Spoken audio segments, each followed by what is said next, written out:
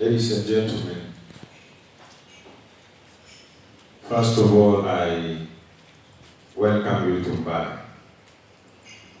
Understand you had a very good night and a wonderful morning, both of which I regrettably missed, and therefore I want to apologize to you for missing them. But from now on, any other function, I will not miss. I have not just come to open, but I have come to participate in the discussions.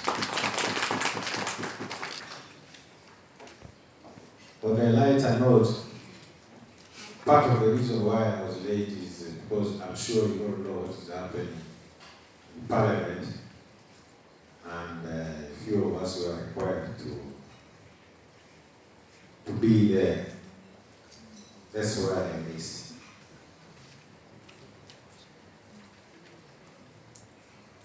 I'm not sure whether Sheila herself knows how to sing the national anthems. She was trying to bash other people who did not sing.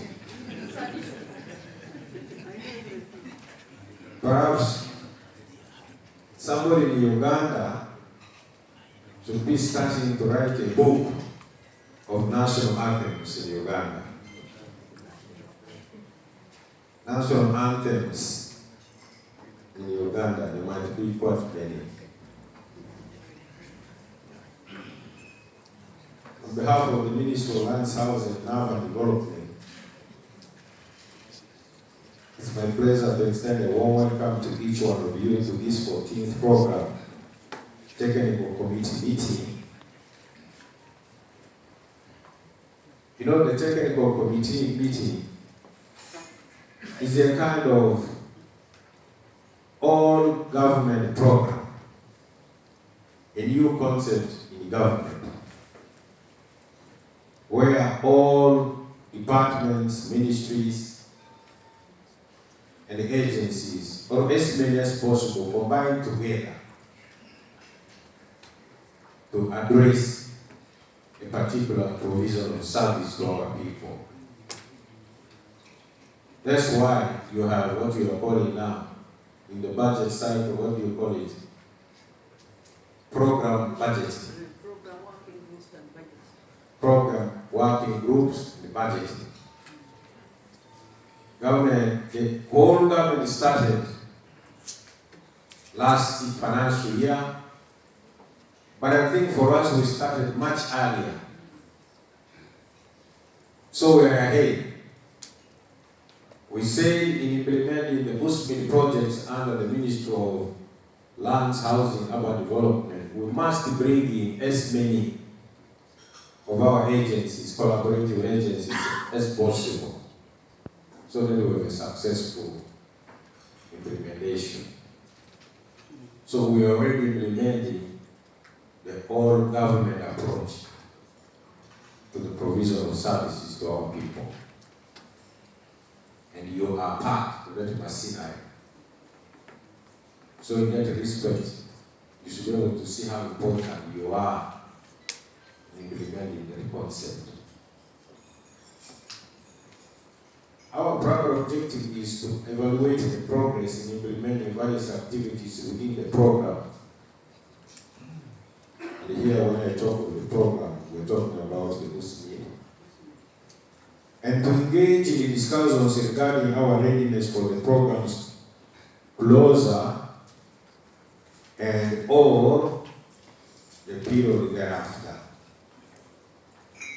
It's either the closer and or the period thereafter. This is what we're supposed to do in this meeting. I express my deepest gratitude to all of you for dedicating your time to all engaging in a dialogue, sharing and receiving feedback that has been instrumental over the past 5 years. So we are here to dialogue, share, and receive feedback openly, and build a stock of lessons which will carry us forward. A stock of lessons which will carry us forward to the next implementation program, so whether it is under hospital or any other program. It's only people who want to fail. If you want to fail, don't acknowledge your mistakes. Don't evaluate your past. If you want to fail, you definitely will fail, because you will be continuously learning. You will be continuously learning and not advancing. But if you are able to evaluate your past, learn lessons from them, you will obviously be able to progress ahead. In April 22, I was here to celebrate the 9th PTC meeting. And we engaged in extensive discussions with the local governments, emphasizing the need for concerted effort to ensure timely completion of civil works is contracted out to the various contractors. That was our embassy. Let's go back, make sure that our civil works or whatever contracts we had given out are completed. And we celebrated our commendable annual assessment record. We urged each year to utilize funding as originally envisaged. As we stand here now, less than 3 months to the closure. Less than 3 months. Mwezi tatu peke yake. 3 months from now, what we set out to do should hopefully, and on a good note, close. That's why we are here. I know the word closer is sometimes a bit scary. If you have to close one door in order to open another, then we must close properly. If you close properly, you'll be able to open the next door. I'm pleased to report that there are indications that things have progressed fairly well. However, there is still a lot to be done if we are to reach our country's target, our vision, and our ministry's target and vision. If we are to reach that, there's a lot to be done within the next 3 months. You know what I'm talking about in terms of what is on the ground more than I do. As we have repeatedly said here, Uganda is urbanizing rapidly.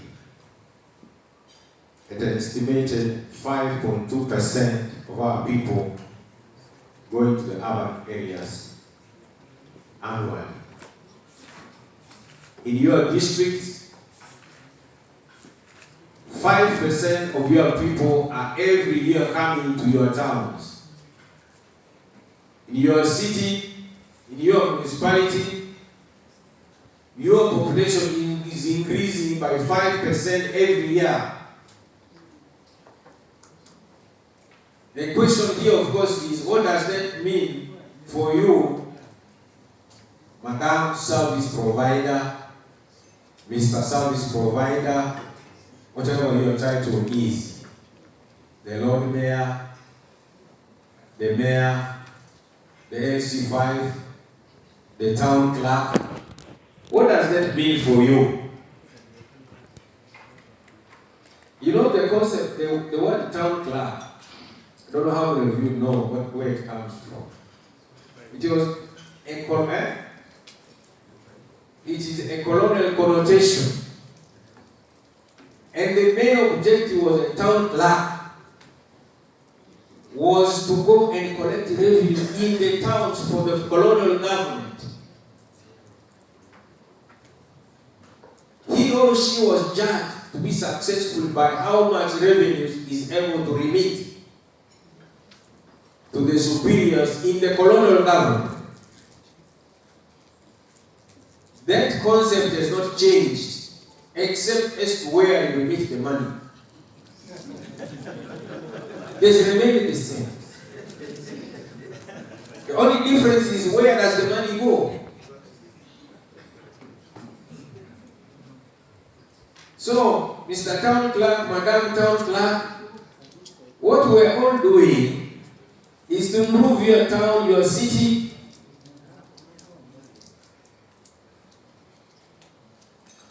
to ensure that you are able to feed the local government to a certain extent.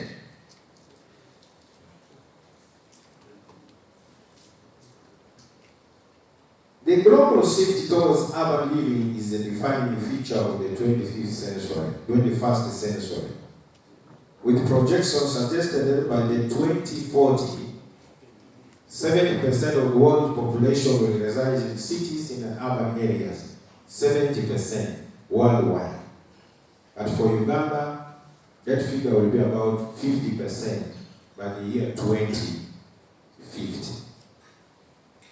In other words, your population in the urban areas, in your city, in your district will have increased by 50%. 50% of the people under your jurisdiction will be in the urban area. That means you must provide for all those people. You must provide the water, you must provide the schools, you must provide the medicine, you must provide the roads, you must provide the power without the interruptions. Because you imagine a huge city like yours in Mbale, and the lights go off for just 1 hour. How many thefts would have occurred in 1 hour? How many murders would have taken place in that 1 hour? How many gadgets would have been spoiled by that 1 hour? That's the task on you, Lord Mayor. That's the task of you, Town Clerk. That's what Usman is trying to contribute towards. Are we therefore adequately prepared to accommodate this growing population while ensuring the creation of habitable spaces for our people? Are we all able? Don't wait for what is happening in Kampala to happen in your cities. The wise men and the women of Uganda have blocked all the access routes for the water from the 7 hills of Kampala to the lake. Yes. Every day they are dumping. Every day they are building, developing in the wetlands, destroying it and so forth. So the level of the lake is now equal with the level where it is supposed to flow. The gradient of flow is gone. I'm using that as an example. Reflect back in your city, in your town, in your municipality. Therefore, know that the floods, come rain, come shine, once upon a time in the future. Those houses in the valleys in Kampala will be flooded. What is the most stubborn element? Most stubborn. Doesn't respect authority at all. The worst manners. Doesn't even respect the power.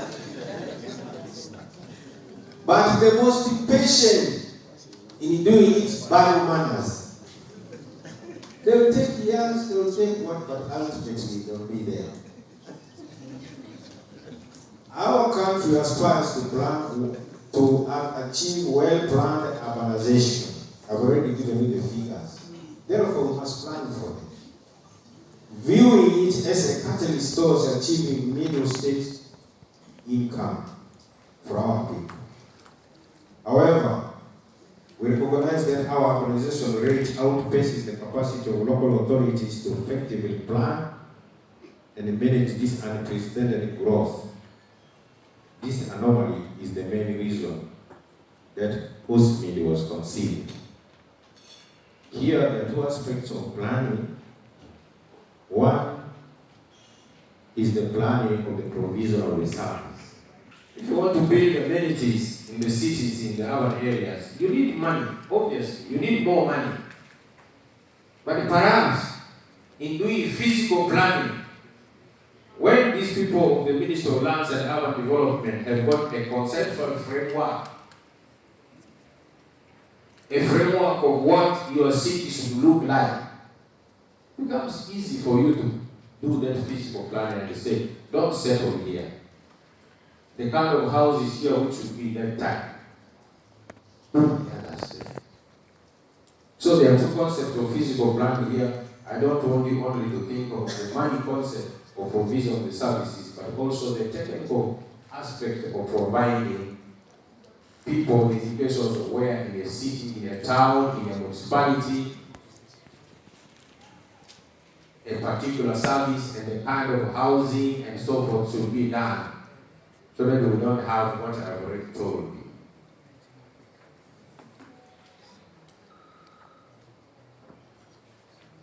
A systematic approach to urbanization leads to well-organized urban centers, which serves as energy